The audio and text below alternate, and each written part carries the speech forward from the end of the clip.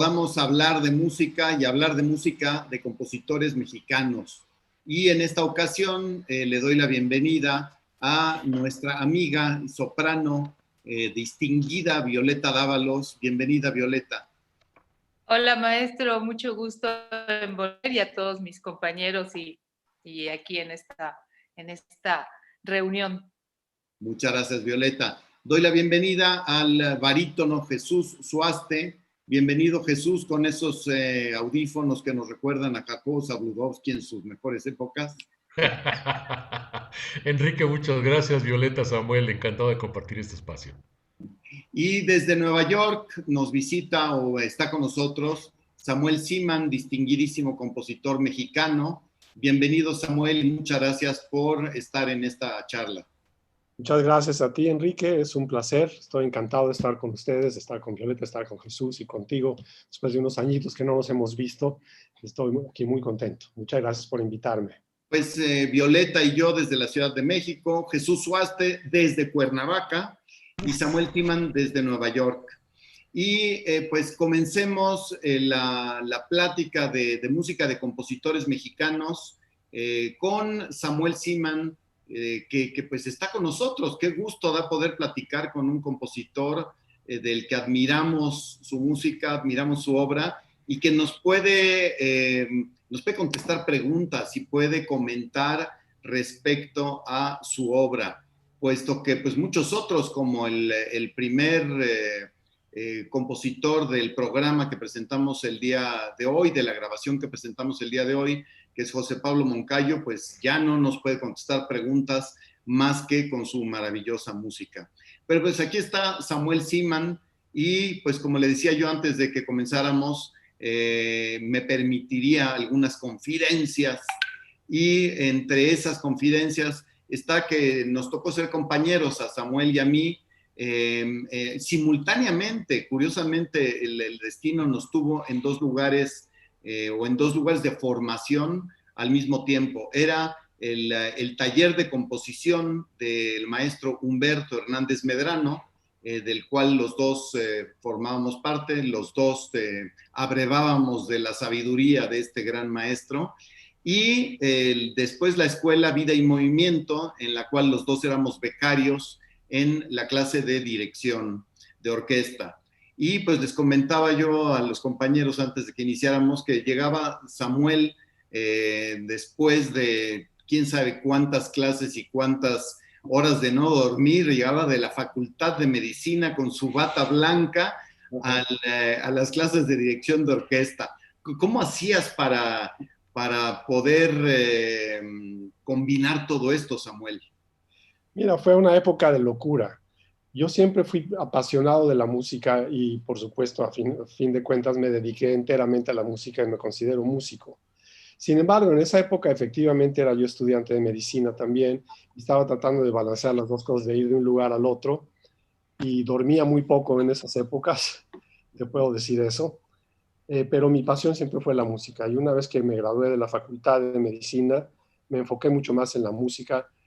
Un tiempo en el piano, como sabes, estuve en la dirección de orquesta, pero acabé enfocándome mucho más en la composición y fue de las mejores decisiones que pude haber tomado porque es lo que me apasiona. Me gusta mucho escribir, comunicarme con la gente a través de la música y escuchar música y dar clases de música y estar rodeado, sumergido en la música. Yo creo que es el lenguaje universal, es el lenguaje que más posibilidades tiene de que la gente se acerque, de que la gente se entienda, gente de todas partes.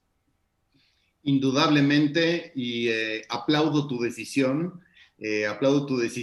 y nos has dado la oportunidad de interpretar a los músicos obras maravillosas y al público escuchar y comunicarse contigo, pero contigo de una manera que solo se comunica con la música, ¿no? Las cosas que se dicen con música no se pueden decir con palabras.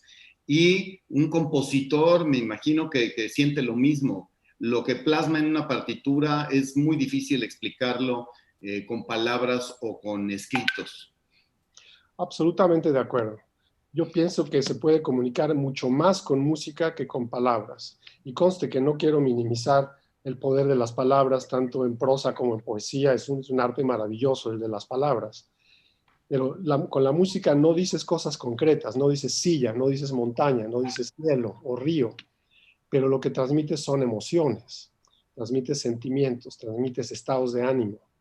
Y claro, además hay música que tiene palabras también, como nos consta con nuestros dos maravillosos cantantes que tenemos aquí, cuando tenemos música vocal y tenemos el texto, entonces la música y el texto se casan y aumentan la capacidad de expresión de las palabras.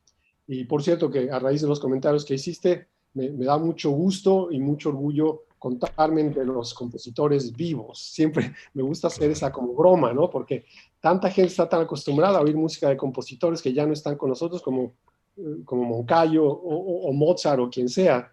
Entonces me gusta mucho todavía estar en la categoría de compositores vivos, con los que se puede hablar todavía, y que como tú dijiste, querido Enrique, les puedo decir qué pensé cuando escribí esa obra, y hacer comentarios de mi propia obra y de la obra de mis antecesores y de otros colegas. Samuel, una pregunta. ¿En tu catálogo tienes obra vocal? Por supuesto, A ver, claro que sí. platícanos un poco de eso. Sí, no solamente tengo obra vocal, sino que es de las cosas que más me entusiasman. Soy un fanático de la ópera y fanático de la música vocal en general. Sí, he escrito cosas para coro. De hecho, en este momento estoy involucrado en una obra que tiene un componente vocal muy importante. Estoy escribiendo una cantata sobre el triunfo de Cuitláhuac sobre los españoles. Wow.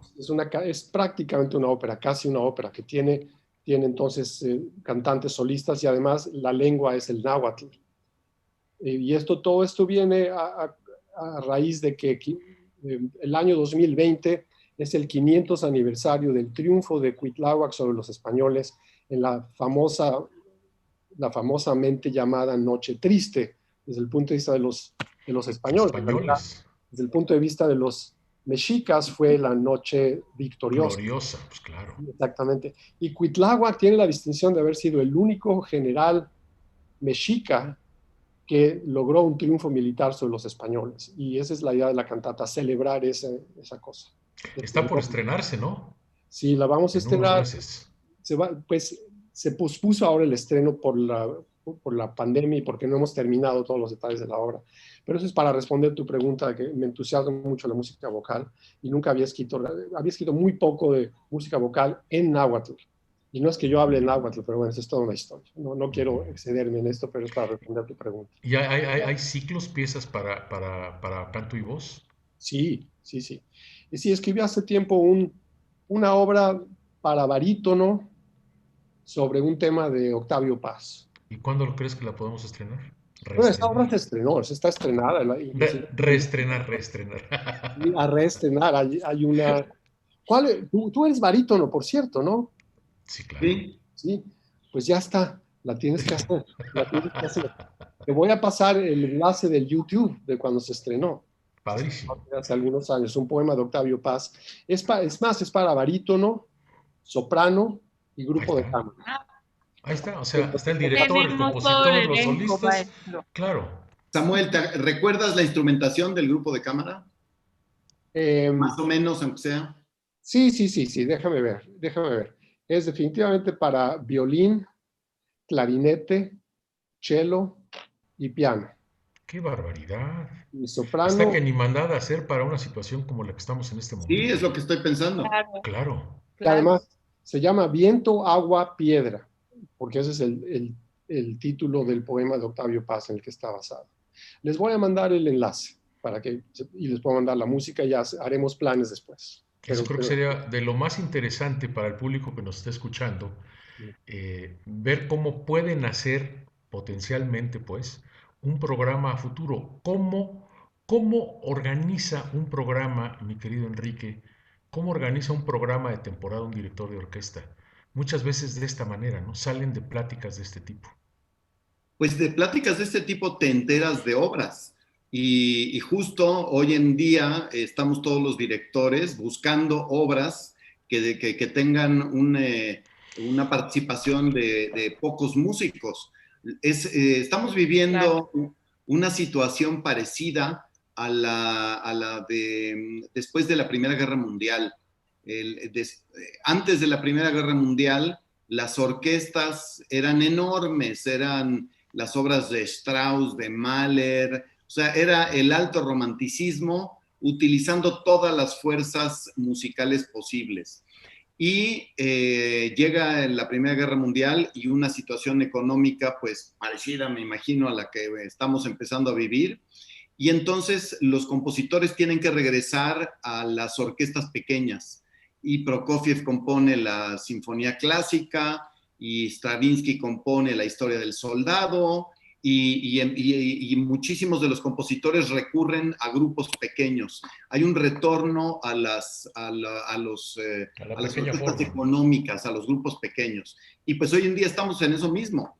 En aquella época fue por razones económicas, y hoy en día es por razones económicas y por sana distancia. Así que muy bienvenida esta obra, nos va a interesar. ¿En qué país se estrenó, Samuel? En México. Esto precisamente se estrenó en México, en la sala Roberto Cantoral, que está por ahí por Coyoacán, seguramente la conocen. Sí, claro. De los compositores, sí.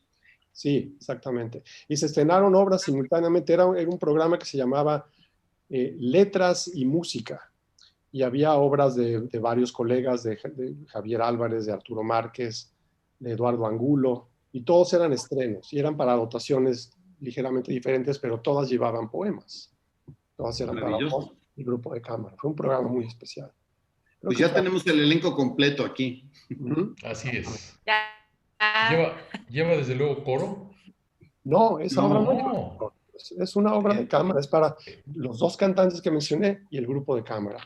Es una obra. Lo hicimos con el ensamble Tamayo, que probablemente ustedes conocen. ¿Cómo no? Claro. Sí.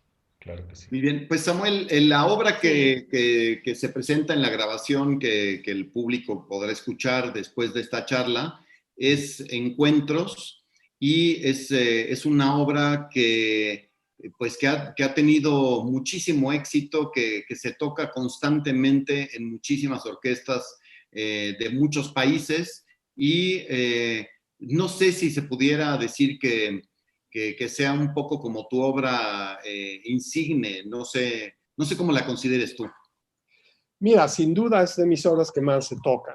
Ciertamente de mi producción orquestal, esta es mi obra más popular, mi obra que más se ha tocado, y también es sin duda mi obra más, poniéndolo entre comillas, mi obra más mexicana. Es muy obviamente mexicana. Yo busqué deliberadamente capturar un sonido mexicano, proyectar a México de alguna manera.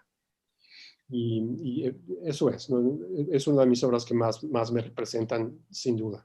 ¿Cuánto tiempo Samuel, te tomó? es una obra mexicana que tiene gran sabor mexicano, Sí. pero pues yo como director, cuando dirijo una obra, trato de entenderla y de situarme, y es un México moderno, no es un México pues de nostalgia, ni del campo, ni de la música tradicional, y todo esto. Es un México moderno. ¿Estoy en lo correcto? Absolutamente. Como decimos tradicionalmente, le diste al clavo, exactamente. Y les voy a decir a todos ustedes por qué. Esa obra yo la escribí originalmente en 1991 para que figurara entre las obras de música de fondo que había grabadas en el pabellón de México de la Expo Internacional de Sevilla del 92, la Expo 92 de Sevilla. Digo, para muchos de nuestros escuchas ahora, esto es hace muchos años, pero en Sevilla hubo una exposición internacional que se llamaba la Expo Sevilla, que tenía pabellones de muchos lugares. Mi amigo, el director Benjamín Juárez Echenique, estaba en esa época a cargo de producir la música. Y por cierto, cuando yo te conocí a ti, Jesús, fue con algo que hicimos con Benjamín, si mal no recuerdo. Sí, claro. Bueno, entonces Benjamín estaba a cargo de producir la música. Estoy hablando de música grabada. La idea era entrar al pabellón y ver exhibiciones alusivas a México de distintos aspectos. Y a mí me dijo, yo quiero, Samuel, que tú escribas la música para una sala del pabellón que se va a llamar México Hoy. Así que tiene que sonar como un México actual, un México vibrante, un México optimista, un México moderno, exactamente como tú dijiste. Y la idea original era esa, que fuera, yo escribía la obra, que se grabara y teniéndola grabada se tocaba como un loop en esa sala. Yo, por cierto, nunca pude ir, nunca fui a Sevilla, no vi la exposición, no vi cómo quedó el asunto, pero esa era la idea y así lo hicimos. Lo que pasó después es que una vez que terminó la expo, Benjamín tomó la iniciativa de empezar a tocar la obra como una obra de concierto. Inclusive al principio no se llamaba Encuentros, pero le pusieron el título Encuentros. Me enteré hace poco que fue Marisa Canales, la esposa de Benjamín, la gran flautista. Ella le puso el nombre Encuentros y Benjamín empezó a tocar la obra como una obra de concierto que proyecta precisamente un sonido muy mexicano, muy, como dijimos, moderno, etcétera. Y fue entonces que se empezó a tocar más y más. ¿Te llevó mucho tiempo componerla? No tanto, pero me acuerdo que hubo un poquito de angustia porque había que hacerlo contra fecha. Contra reloj, claro. Contra reloj. Y estaba yo en Nueva York y le mandaba yo las cosas a Benjamín. En esa época los programas de notación musical estaban apenas naciendo y me acuerdo que le mandaba las cosas a Benjamín por fax y faltaban cosas y luego había que añadir las percusiones y tenía que dar lista para una cierta fecha porque había que grabarla y había que mandarla al pabellón, etcétera, etcétera. Así que no me acuerdo cuánto fue, unos meses, no me acuerdo bien. Ya han pasado unos años, por cierto, el año en que escribí esa obra es el mismo año que nació mi hijo, así que lo sé exactamente, mi hijo nació en el 91 y acaba de cumplir hace 2 semanas 29 años, así que esa es la edad de Encuentros. Claro, claro. Y de tu mismo hijo, recuerdo una obra que es variaciones sobre un tema de él. Exactamente, mi hijo era pequeñito, debe haber tenido unos 4 o 5 años de edad, y estaba jugando en el piano, tocando cositas en el piano, y le salió un temita, que es de él, 100% de él. Y me gustó, yo tenía en esa época el encargo de escribir un octeto de alientos, y no había empezado a trabajar, y cuando vi el tema de él me entusiasmó mucho, y fui seriamente a hablar con él, le dije, Eric, ¿me prestas tu tema? ¿Me dejas usar tu tema? Y te prometo que si me dices que sí, te voy a dar crédito. Wow. Me dijo que sí, entonces escribí toda la obra en torno a su tema. ¿Cómo se llama? Fantasía Qué sobre el bonito. tema de Eric Singer, sí.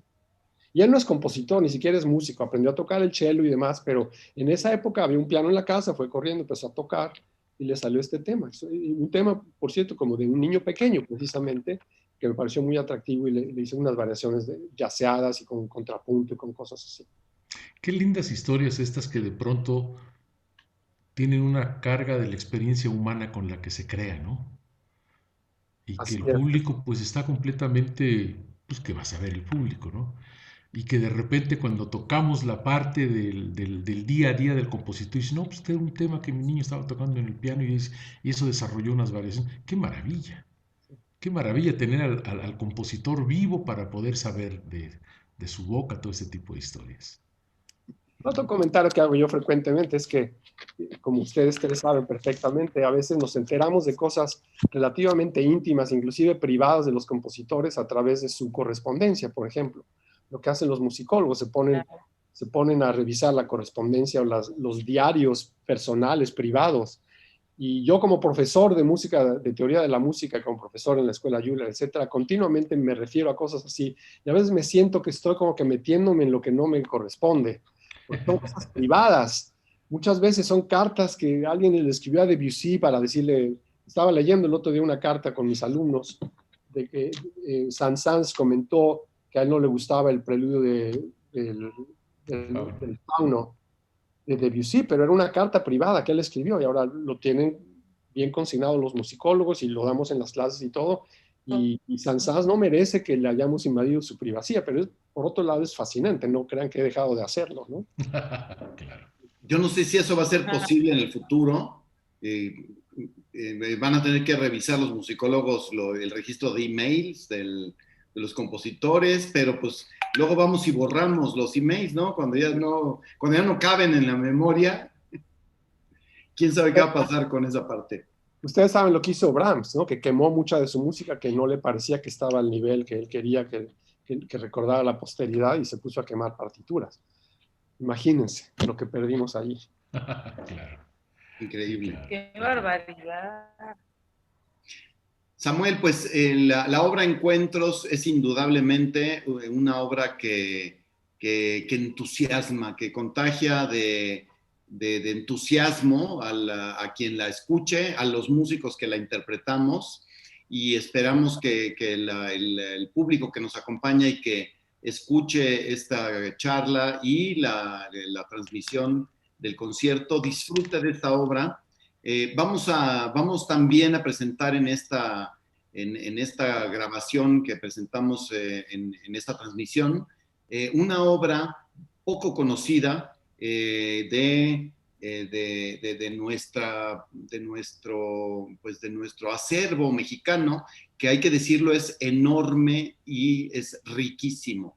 Es todavía muy poco explorado en su parte, digamos, de la parte colonial, pero si nada más contásemos desde el siglo XIX hasta nuestros días, es una cantidad de compositoras y compositores y de obras maravillosas del cual tenemos que sentirnos muy orgullosos. Yo me siento orgullosísimo y como director de orquesta mexicano siempre estoy buscando qué más promover, qué más hacer conocer al público.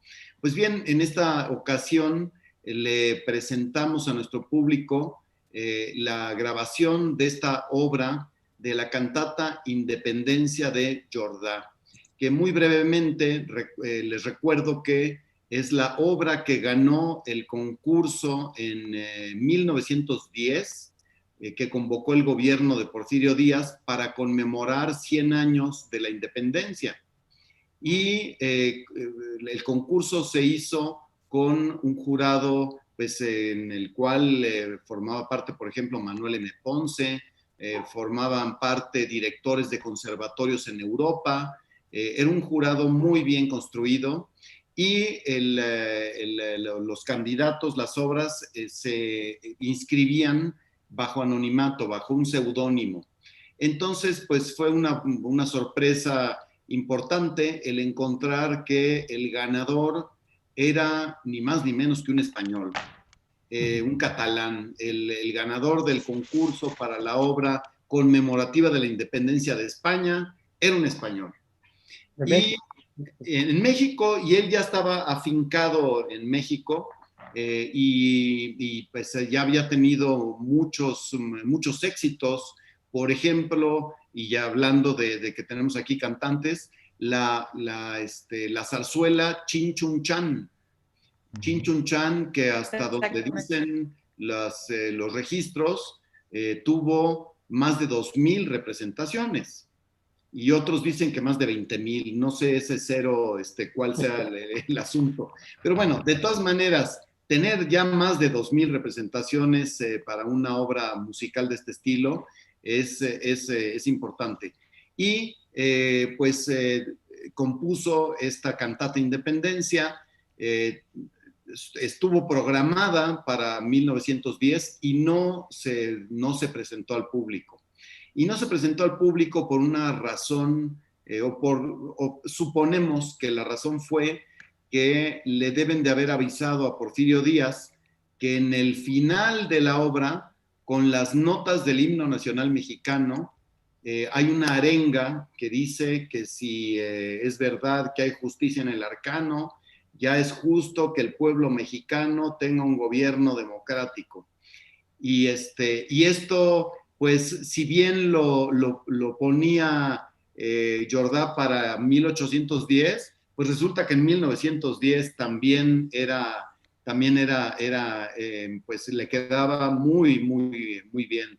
Y la obra no se estrenó en 1910, sino en 1913 en la Catedral Metropolitana. Y desde 1913 no se volvió a interpretar, sino hasta el año 2010. Y bueno, esta es la historia de la obra, la historia de cómo quedó hasta el 2010 la obra. La historia siguiente la saben Jesús y Violeta, y para no acaparar el micrófono, pues les dejo a ellos la palabra. Primero las damas. Es una obra que realmente invita al nacionalismo, ¿no? Está hecha en 3 partes y la primera parte es la obertura. Quiere pintar un cuadro mexicano, ¿no? De la historia de México, con una música bellísima, con realmente recrear todo esto en tu mente. Después viene el Te Deum, es un texto en latín, dado pues para dar gracias en este extracto político-religioso, ¿no? De que siempre México ha sido un pueblo netamente católico y demás. Y la tercera parte es la cantata, donde donde los cantantes representamos a una parte de la patria. En este caso, la patria es representada por la soprano, que tuve el gusto de interpretar. El progreso es un tenor, el pueblo mexicano es el coro, y Jesús ya no sé dónde quedó, porque él es el barítono, y de repente hace una intervención donde un vocero del pueblo, y la mezzo igual, que también tiene una interpretación en esta cantata, tomada siempre pues dentro de la ópera, y es lo que más me gusta, poder interpretar lo que dijo el maestro Samuel, a quien es un honor poder platicar con él.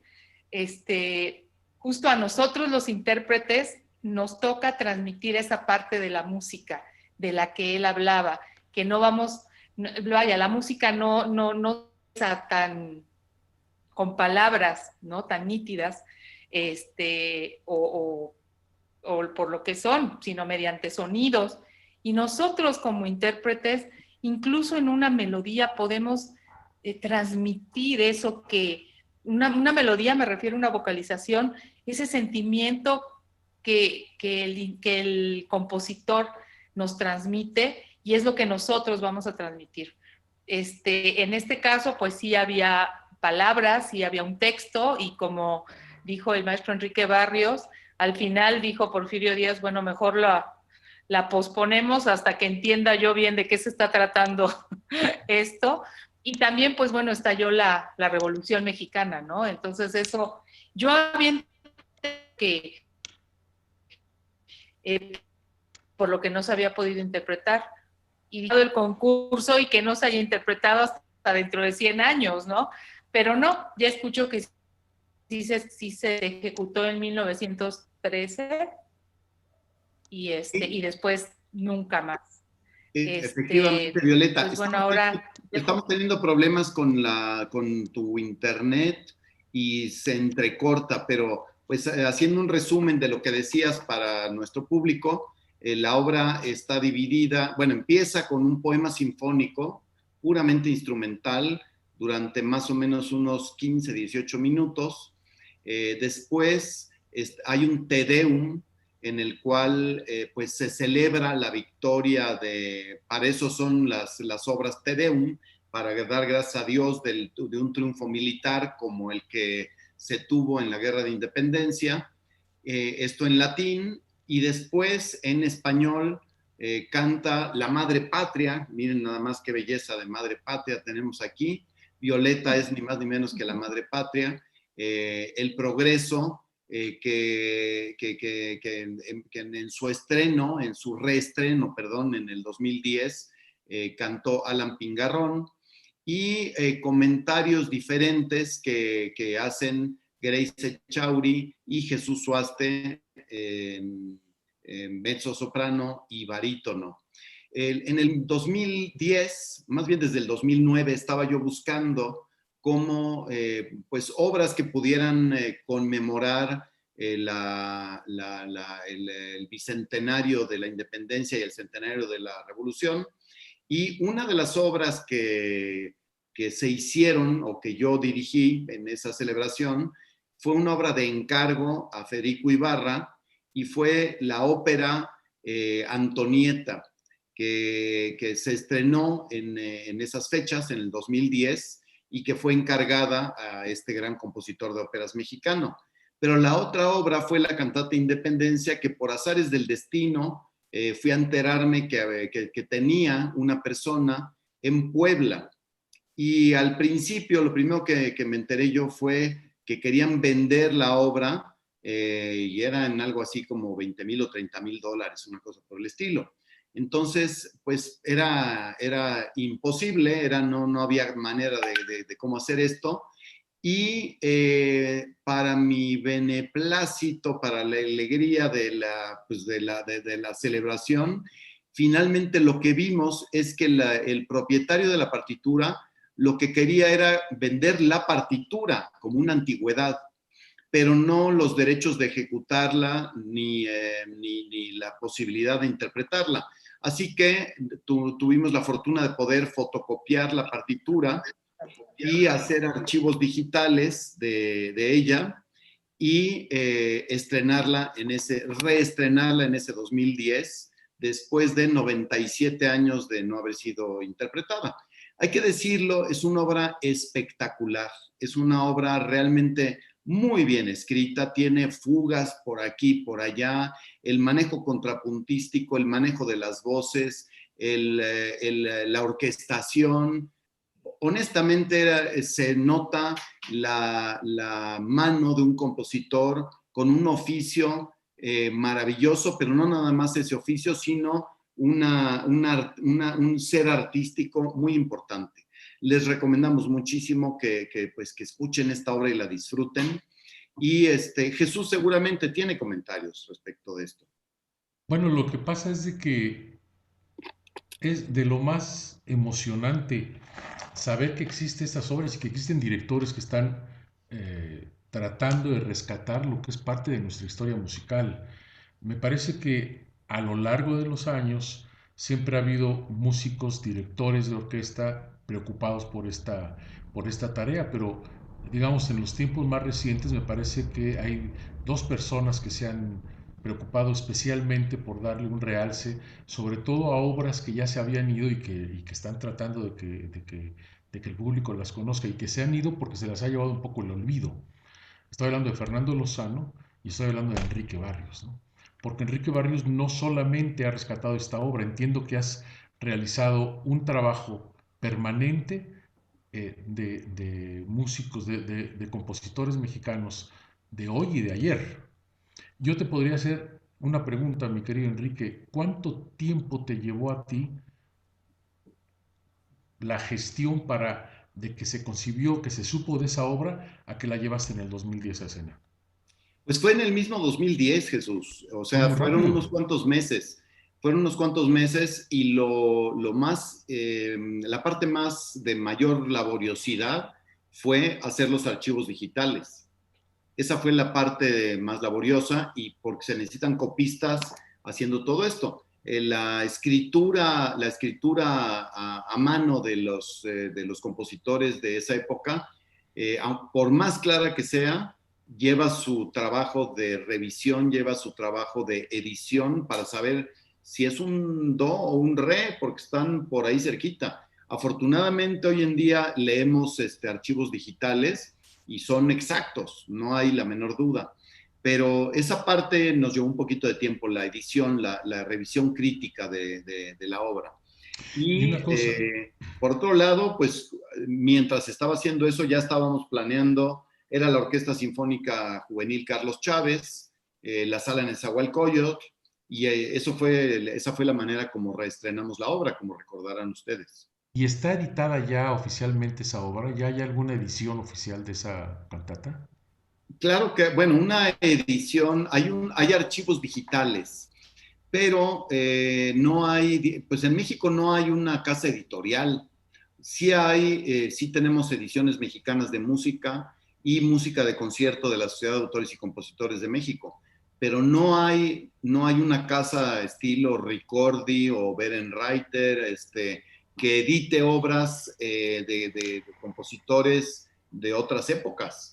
Tal vez sería Entonces, muy interesante que el IMBA o la UNAM o alguno de estas, o algún festival de música, el Cervantino, qué sé yo, se diera la tarea de publicar anualmente alguna obra como un legado para lo que es la literatura musical de nuestro país y que se llevara, que se realizara durante los eventos que conforman ese festival o esa temporada, ¿no?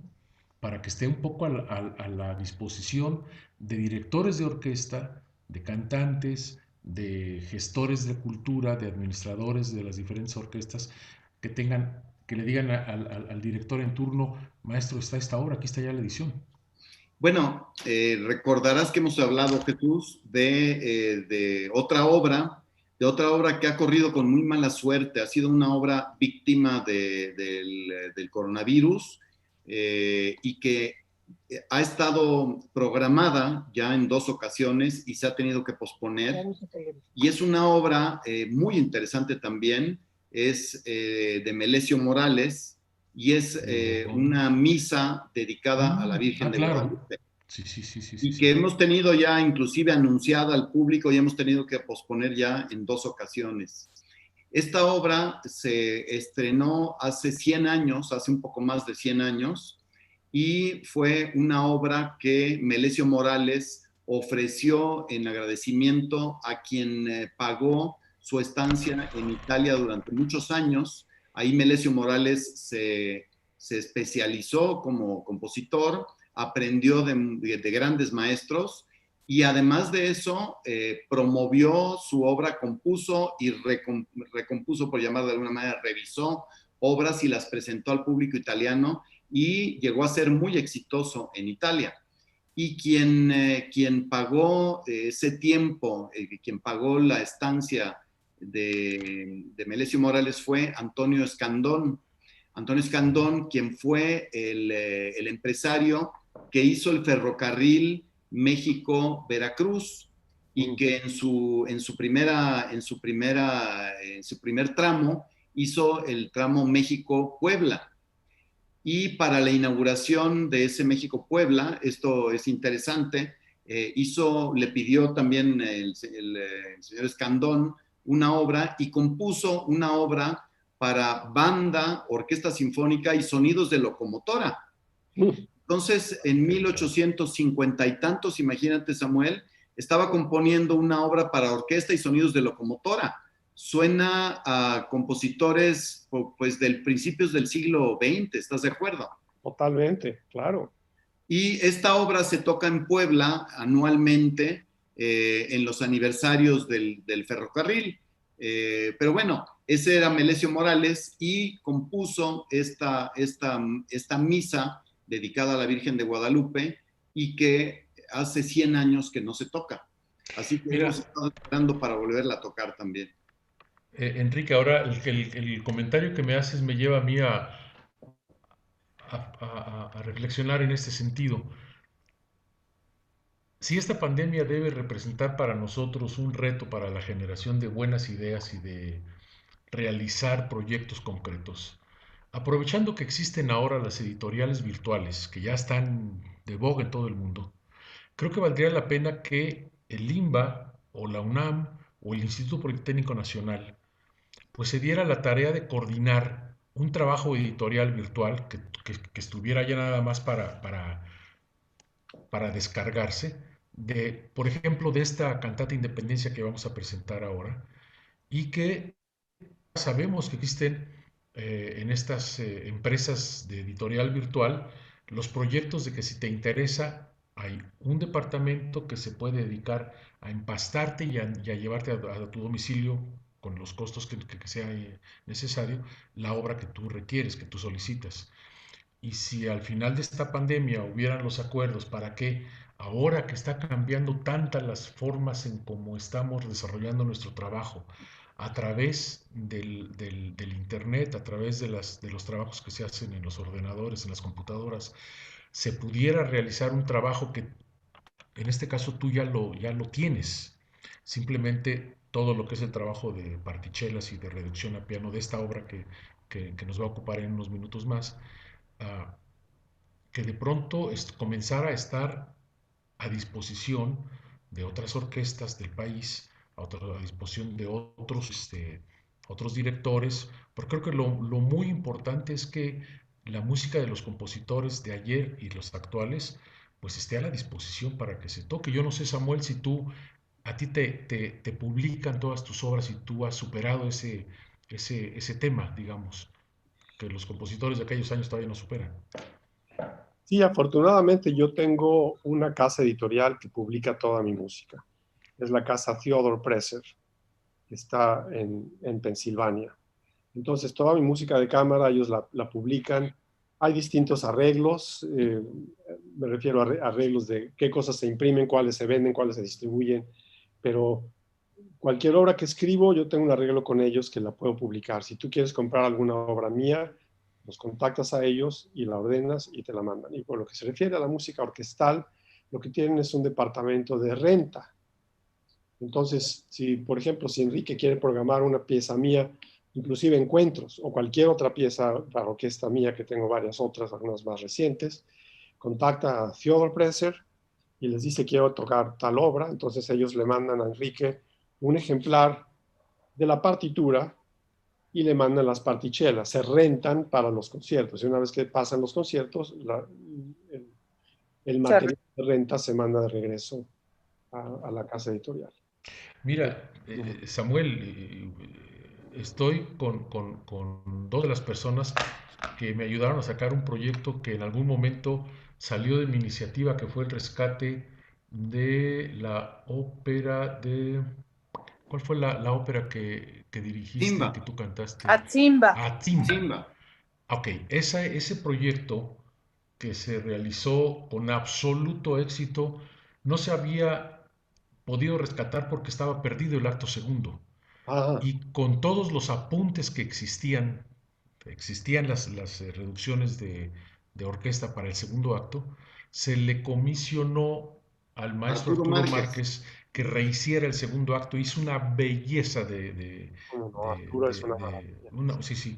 Entonces, ahí está la música y que yo sepa, después de ese titánico trabajo que se hizo, está por ahí guardado en archivos de computadora y no ha habido una casa editorial que publique, que se haga responsable de decir, aquí está Simba para el mundo. Justamente Violeta cantó el personaje central de Atzimba y dio la ópera. De nuevo Ellos estamos pueden teniendo, constatar Estamos teniendo problemas, pero pero me gustaría de la obra. comentar que Jesús produjo la obra, produjo representaciones de la obra con la Ópera de Cuernavaca, cuando en ese tiempo las autoridades culturales tenían el privilegio de tener a Jesús pues haciendo planeaciones de óperas y se presentó la ópera Atzimba. Debo decir también, me gustaría, porque yo dirigí, parece que nos hubiéramos puesto de acuerdo para hablar de de verdad que hecho, sí. pero no es así. Me gustaría comentar de Arturo Márquez que hizo un gran trabajo porque no puso su firma musical en la orquestación, sino que estudió muy bien el primero y el tercer acto e hizo una orquestación que podría haber hecho Ricardo Castro. No hizo una orquestación al siglo XXI de esa música. Y nunca notas el cambio de un acto a otro. Eso creo que es muy aplaudible porque es muy fácil caer en la tentación de poner tu estilo en la orquestación, ¿no? En fin, eso fue muy bueno. Y también estoy muy de acuerdo contigo que es una obra espectacular. No por nada fue una buena celebración de 100 años de Ricardo Castro, ¿cierto? Porque coincidió, fue muy Así Cierto. fue. Así fue. Creo que tenemos grandes obras de grandes compositores, de Melesio Morales, de Ricardo Castro. y bueno, compositores contemporáneos como el maestro Federico Ibarra, que tenemos realmente un acervo musical muy importante mexicano Y pues aunque en esta obra que nos compete ahora de Cantata Independencia, la persona, el compositor, pues no era mexicano, vivió 17 años en México y pues estaba encantado, ¿no? Haciendo aquí, conociendo, y plasmó muy bien todo lo que se vivía en esa época. Entonces creo que es realmente loable todo lo que se puede hacer por rescatar esa música ahora. Creo que es importantísimo y pues bueno, compositores como el maestro Samuel, que está con nosotros, quien ha tenido una súper ventaja de que tiene una casa editorial que publica todo lo que hace, ¿no? Entonces, realmente tenemos mucho material por rescatar. Pues dame un segundo, Samuel. Nada más comentar que si bien la obra ganadora del concurso para conmemorar los 100 años de la independencia era catalán, era español, pues no hay que olvidar que el compositor del himno nacional mexicano era español. Cierto. Exactamente. Cierto. Yo tenía una pregunta, no sé si hay tiempo todavía. Sí, claro. ¿Qué pasó? Una pregunta para ustedes tres o para quien quiera responderla. ¿Qué pasó con eso de que se estrenó entonces en 1913, cuando ya había empezado la Revolución Mexicana? ¿Estaba todavía Porfirio Díaz en el poder? ¿Qué impacto tuvo sabiendo que se decía lo que comentabas, Enrique, antes en la parte final Es que Porfirio Díaz ya estaba en París, ya había dejado el país y ya la revolución estaba en curso, entonces ya no importaba qué se dijese, ¿no? Ya más bien probablemente era algo que el público quería escuchar y que no tengo el dato de quién estaba en la sucesión de presidencias que se tuvo, pero se interpretó en ese año.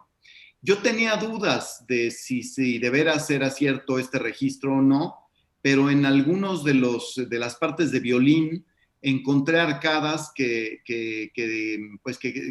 por las cuales uno puede pensar que sí se ejecutó. Si todas las partes hubieran estado en blanco, uno podría pensar que nunca se tocó. En fin, no hay la certeza, no hay la certeza al 100%, pero para la historia, digamos, oficial de musicólogos, se presentó en 1913 y de ahí hasta el 2010. Ahí lo interesante sí pasó de 1913 a 2000, que en ese larguísimo periodo nadie se obra. Una de las obras más emocionantes y una de las obras que conmocionó al público las noches que la presentamos, mi querido Enrique, mi querida Violeta. Sí, la verdad es que es muy impresionante, pero creo que no nos debe de impresionar que se pierdan obras, porque quiero decir dos cosas. Una, que en México, en la música de México, la música académica, yo diría que lo más sobresaliente que tenemos son compositoras y compositores y cantantes. Es lo más sobresaliente que tenemos. Yo lo digo como director de orquesta, me gustaría decir que directores de orquesta. No, realmente nuestro gran acervo es de compositores y compositoras y de cantantes. Y teniendo esta riqueza tan abundante, somos pésimos para guardar la música. Somos malísimos. Y igual una gran obra, La Coronela de Revueltas, se perdió 2 veces toda la música. Y la verdad es que de todo lo que podríamos tener, yo creo que tenemos a lo mejor la mitad de lo que ha existido, porque sí somos muy malos, igual como somos muy buenos para componer música y para cantarla, somos malísimos para guardarla en orden y que dure. En Austria uno puede ir a ver los manuscritos de las obras de Mozart y de Haydn y de Beethoven y demás. Y aquí es una cosa tremenda. De ahí que todo lo que dices, Jesús, de que ojalá y hubiera una editorial, sí, ojalá hubiera una editorial, porque toda esta gran riqueza merece tener un cuidado especial. Mira, yo creo que todo el siglo XX tuvimos 100 años para aprender que somos un pueblo, en ese sentido, un pueblo musical desmemoriado. porque no ordenamos los recuerdos que significa tener una editorial. Yo creo que ya es tiempo de que alguien le ponga el cascabel al gato. Las autoridades culturales tienen frente a sí un enorme reto, que es este. A ver, ¿cuáles son las obras que hay y que comiencen a, a guardar a través de las editoriales la música? Me parece inconcebible e inaceptable que después de tanto esfuerzo que se hizo para hacer la Tzimba, nadie sepa cuando quiera acceder a ese material dónde está, quién la tiene. Se va a volver a perder otros 70 años. Que ya existe un tema que tú rescataste, como es el tema de la cantata que nos ocupa hoy. Ok, ¿dónde está la autoridad que dice, a ver, yo tengo un consejo editorial y vamos a comenzar a preservar nuestra memoria musical? Y que esta pandemia, a través de reflexiones de este tipo, que me parece que son absolutamente indispensables para que los creadores y los artistas levantemos la mano y digamos aquí seguimos, escuche esta reflexión y diga, a ver, yo tengo un departamento editorial dentro de esta institución. Me voy a poner en contacto con quien sea para poder comenzar, dar inicio a eso que no se hizo debidamente en todos los 100 años del 1900. Bueno, Jesús, yo quisiera comentar que la misa solemne de Melesio Morales, que está ya está en los archivos digitales, revisada la partitura y en manos ya de algunos de los cantantes, de hecho, es una obra que fui yo a descubrir en el archivo reservado del Conservatorio Nacional de Música. Existe un archivo reservado de la biblioteca del Conservatorio Nacional de Música que tiene, creo que son 400 o 500 obras. O sea, es una riqueza invaluable.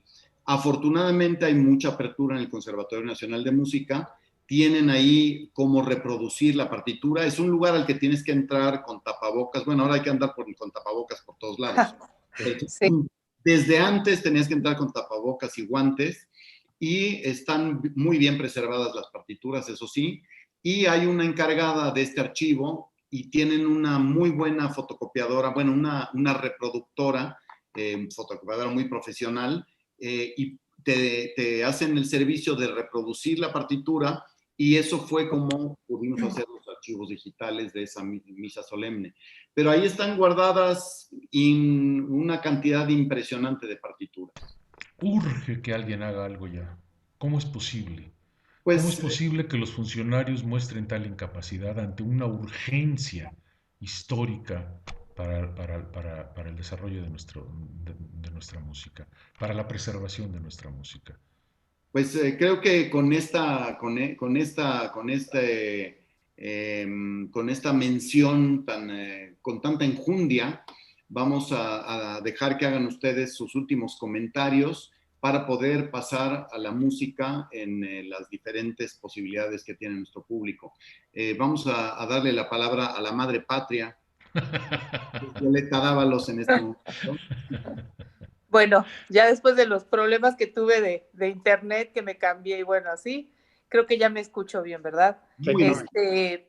Pues bueno, para mí fue una experiencia maravillosa poder participar en esta cantata Independencia, y lo que yo quería decir es que siempre me ha gustado mucho ligar lo que interpreto con mi vestuario, con algún atuendo, ¿no? Entonces, bueno, el haber representado a la patria en esta cantata, pues fue algo significativo. Escogí un vestido rojo, y creo que el sentir de esa época realmente está totalmente vigente, en donde queremos un mundo, un México mejor, un México que sea capaz de ser solidario. Y creo que ese mensaje que en ese momento escribió Jordá mediante la patria, pues sigue vigente, y que esperemos podamos seguir en esto que ahora esperemos que ya próximamente podamos ya estar en los escenarios, viéndonos frente a frente con nuestros grandes colegas músicos, cantantes, es lo que mi deseo más grande, ¿no? Que esto ya pronto acabe y que podamos seguir en los escenarios transmitiendo como intérpretes siempre lo que los compositores escribieron para todos ustedes. Gracias, maestro. Sí, yo nomás podría decir que fue una verdadera delicia escuchar la parte vocal de esta obra, porque está escrita un poco a la manera del siglo XIX, finales del siglo XIX. De repente se pueden reconocer en la primera parte, pues salvo el compositor y el director que van a saber mucho más de esto, pero de repente yo descubro ahí una influencia de Massenet, una influencia de músicos como Camille Saint-Saëns, y una escritura muy a la italiana, que da verdaderamente facilidad para cantar, muy bien escrita, la parte de barítono, muy exigente la parte del tenor, que requiere un tenor que tenga muy buenos agudos y que aguante cantar en la zona del paso hacia arriba, y que en esta ocasión en las dos ocasiones, tuvimos a dos espléndidos tenores que ha dado México. Uno que es Alan Pingarrón, que fue el que estrenó, el que hizo el reestreno en el 2010, y otro que fue Alejandro Luébanos, que fue muy, muy destacada la solvencia con que sacó adelante una parte, sí, muy, muy bella, muy italiana, pero endiabladamente difícil, ¿no? Muy difícil. La parte del barítono está magistralmente escrita para la voz, eh, da un placer enorme cantar, tiene una breve parte para la mezzosoprano y para un bajo que cantaron espléndidamente Grace Echauri y Rodrigo Urrutia, jóvenes, bueno, este último de los jóvenes de la nueva generación de cantantes, y Grace, bueno, ya una consolidada, espléndida mezzosoprano mexicana, ¿no? Entonces el elenco fueron Violeta Dávalos, Grace Echauri, Alejandro Luébano, Rodrigo Urrutia y Jesús Oaste, con el coro Alfa, la Orquesta Sinfónica del Instituto Politécnico Nacional y la dirección del maestro Enrique Barrios. Muchas gracias, Jesús. Y un último comentario de Samuel Siman, antes de que nos quedemos con la música, y que les diga yo en qué direcciones de redes sociales pueden escuchar. Sí, bueno, lo que yo quiero comentar es que quiero insistir nuevamente en el poder que tiene la música para afectar a la sociedad. Es un tema que siempre me ha atraído muchísimo. No me imagino la existencia de una sociedad sin música. No me imagino que no haya, que existe un país que no le pone énfasis a la música. La música puede transformar las vidas de muchas personas, de los jóvenes, del público en general. Ahora estamos sedientos de música en vivo, tal como decía Violeta y las comentadas que ha hecho Jesús. Yo estoy también muy ansioso de poder hacer música de nuevo en vivo, en presente, con un público, etcétera. Y quizá el último comentario que voy a hacer ahora se refiere a la idea de que la música tiene varios componentes. La escribe el compositor, la presenta el intérprete y la recibe el público. Y si falta cualquiera de esos tres, no se completa el círculo. Claro. Sí, es muy importante que haya todo. No basta que yo escriba algo y lo deje en un cajón. O como decía Jesús, que se haga una obra y un gran esfuerzo y que se toque una vez y nunca más. Necesitamos al público, necesitamos a los intérpretes, necesitamos todos esos componentes. La música, siempre que permanezca en el papel, no está viva todavía. Necesitamos directores de orquesta que estén interesados, que la toquen, que la programen, y un público deseoso que vaya y la escuche. Y entonces es una experiencia comunal, es una experiencia que todos compartimos de todos los distintos nodos que componen a la experiencia de la música. Y México es de una riqueza musical enorme, si incluimos además a la música tradicional, a la música folclórica, a la música de distintas regiones que se remontan a épocas prehispánicas, etc. Entonces, siempre que podamos capturar todo eso en nuestras obras que hacemos ahora, no tenemos que ser todos siempre nacionalistas necesariamente, pero sí ser receptivos de lo que nuestro país dice, de cómo nuestro país suena musicalmente. Y yo les agradezco a ustedes tres enormemente esta plática, esta invitación y la labor que ustedes están haciendo para rescatar precisamente todo ese acervo, incluyendo el de los compositores del pasado y los que, como decíamos antes, estamos vivos todavía. Claro. Gracias, maestro. Muchas que gracias. sigamos todas Gracias, y maestro. todos vivos y en buena salud.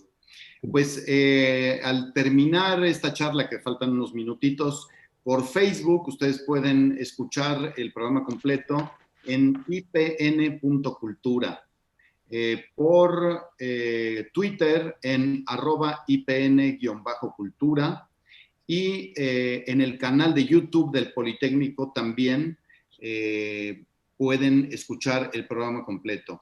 En este momento o en cualquier momento que ustedes decidan sintonizarlo en cualquiera de estas redes sociales y sobre todo en YouTube, en donde es a la hora que uno quiera escuchar tanto esta charla como el programa completo.